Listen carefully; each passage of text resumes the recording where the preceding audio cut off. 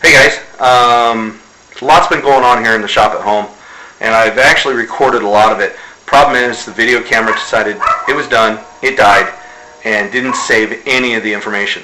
Well, I got it back up and running, but I'm kind of tired of it. So, new camera on the way.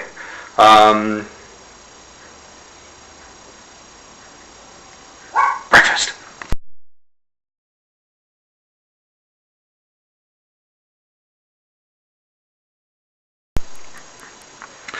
So for the last hour or so I've been trying to actually record this, and it seems like every time I get halfway through it, the phone rings or my wife calls me for dinner or something along those lines. So, take 48, I think. Anyhow, I'll tell you how the day went. This is the new video camera I was talking about earlier. It's Panasonic. It is a 3 CCD bitchin' camera. The only problem is I have yet to figure out how to download what's on it onto the computer. So all the video I took of me working on the trailer, fixing water leaks and things like that, is still on the camera. So eventually I'll figure out how to use it, and I'll make a video of how today went. But until then, I can at least show you around the shop and see what we got going on. Well, over here is the toilet from the trailer. I fixed multiple water leaks, and once I got all the leaks in the trailer fixed, I went to flush the toilet, making sure it worked, and sure enough, it spewed water everywhere. So, inside the toilet, I don't know if you can see these or not, there's some lines that go up and around, and they were clear at one time. They look pretty nasty now, so I think I'm going to take all those off and replace them and see what happens. Next to the toilet is the front frame half of a Yamaha Warrior. If you're wondering why I have half of a Yamaha Warrior here, and the suspension is sitting over here, is because, well, on the first we went out riding. There's my quad. Had a great time.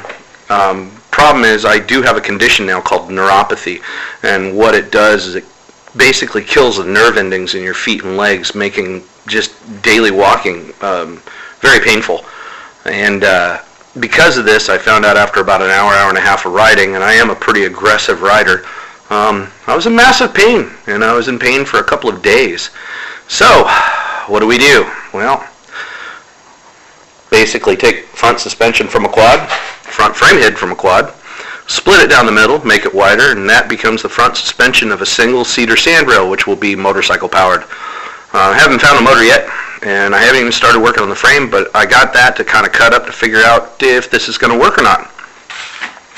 So that's another project in the mix. That way we can have fun camping, and of course I got to fix that so we can poop. But anyhow, that's the next project in line.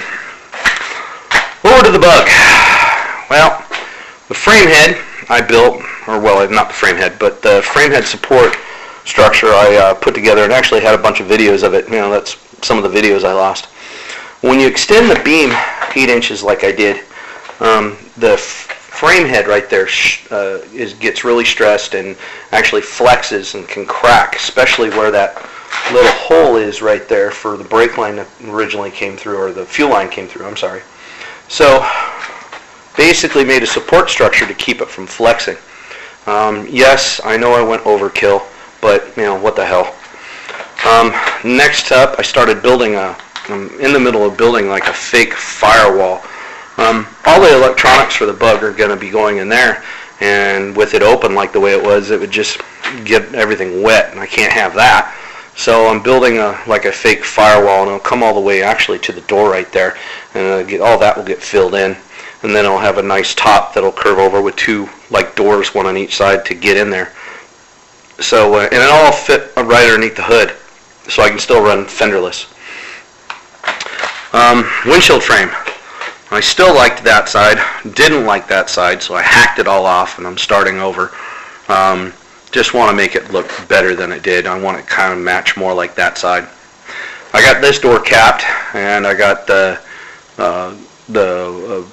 handles all filled in, and I'm starting to go around the back. I'm not sure if I like this area yet or not. I'll probably cut that off and start over, but the top half of this one's capped. I have not started on that side yet. I'll get to it. But one of the things I needed to why I needed while I was doing this was a sheet metal brake. Problem was, couldn't afford one. So I found some scrap 3-inch angle iron that was absolutely nasty, and decided, okay, I'll make my own. So this piece right here is a piece of 3-inch angle that's hooked on with 2 hinges, one on each side, and then it actually has a couple handles that I made on the bottom, and then on top we have this piece here, which is another piece of 3-inch angle that just bolts down, and the sheet metal goes up underneath it. You just put it in there, lock that down, tighten these up so it can't move, and then when your sheet metal sticks out here, you just whoop, and next thing you know, you got 90-degree bends. Does a really good job.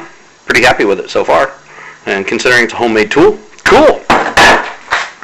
Another tool I had to make. I needed something to go ahead and form metal a little bit better. So I made this right here. This was an old extension, I don't know, some extension out of some cheap kit that came along at one time. And I welded a bottom onto it so I can go ahead and put a piece of sheet metal right across the top here and go ahead and hit it with a hammer and roll edges and things like that. So I also made that. And of course you all have seen my homemade sandblasting cabinet, and if you haven't, well, there it is. It will fit a full motorcycle frame and fit a Volkswagen transmission in it too. So yeah, I've been kind of making my own tools around here because, well, can't really afford the real stuff. Another thing I got recently, and I picked this up as a killer deal, it's a bandsaw, and it's for cutting bar stock and square tubing and all that. Oh, so much nicer than a chop saw.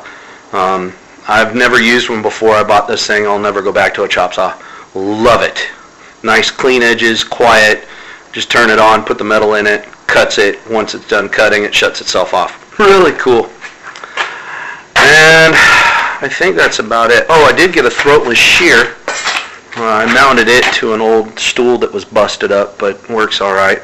But yeah, I'm going to put that on some other type of bench here shortly. But that thing's awesome for cutting sheet metal too. Been really happy with that purchase. And of course, my planishing hammer, I got, I've had it a little while now.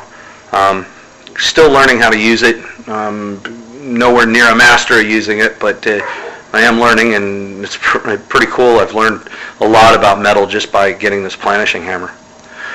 So there you go. I think that's about it. Oh, I did add an extra air tank for the compressor because I was tired of running out of air. It works pretty good. I did have to rob the filter dryer off of the sandblasting cabinet, but yeah, what the heck. It's working. So that's about it, guys. Hopefully that will be up and running here shortly, so I could go ahead and show you some cool videos and in much better quality than this pile of junk. So until then, you guys take care.